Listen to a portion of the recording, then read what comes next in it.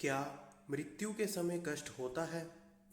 मृतक का मृत्यु के बाद क्या सफर होता है? इन सब प्रश्नों के जवाब गरुड़ पुराण में विस्तार से दिए गए हैं।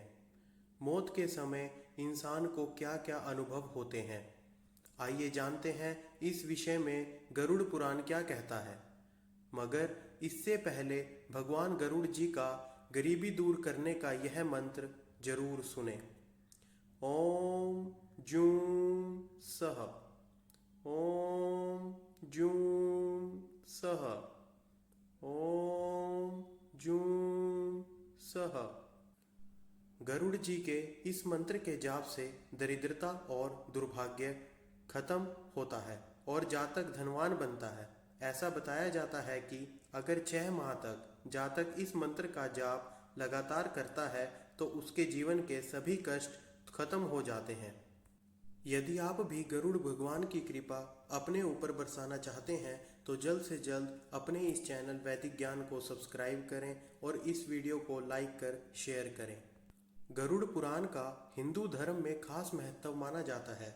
यह पुराण मृतक की आत्मा को मुक्ति प्राप्त करवाने वाला ग्रंथ माना जाता है। इसलिए किसी की मृत्यु होने पर उसके घर में गरुड़ पुराण का पाठ करने की परंपरा है।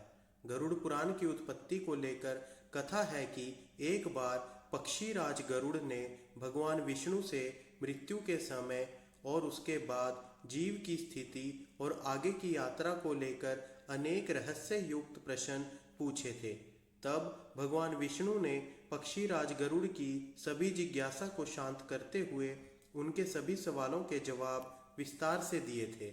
गरुड़ पुराण में भगवान विष्णु के इन्हीं उत्तरों का वर्णन किया गया है। पक्षीराज गरुड़ के कारण ही इन सब गुप्त रहस्यों के उत्तर मिल पाए, इसलिए इस पुराण का नाम गरुड़ पुराण रखा गया। मृत्यु के समय होते हैं ये अनुभव। गरुड़ पुराण के अनुसार मृत्यु के समय को उसके अच्छे और बुरे कर्मों के अनुसार ही अनुभव होते हैं। जिन्होंने बुरे कर्म किए होते हैं उनके लिए मौत डरावनी और दुखदाई होती है। जिन्होंने हमेशा अच्छे कर्म किए होते हैं उनके लिए मौत शांति का एहसास देने वाली होती है। कहते हैं कि मृत्यु के समय प्राणी के सामने उसका पूरा जीवन घूमने लगता है।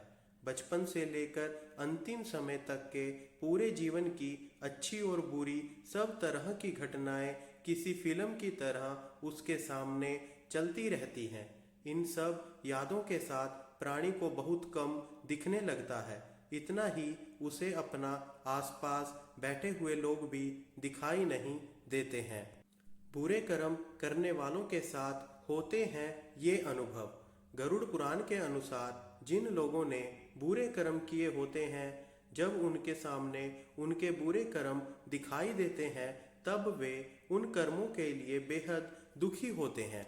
वे पश्चाताप करते हैं कि क्यों उन्होंने सही जीवन नहीं जिया।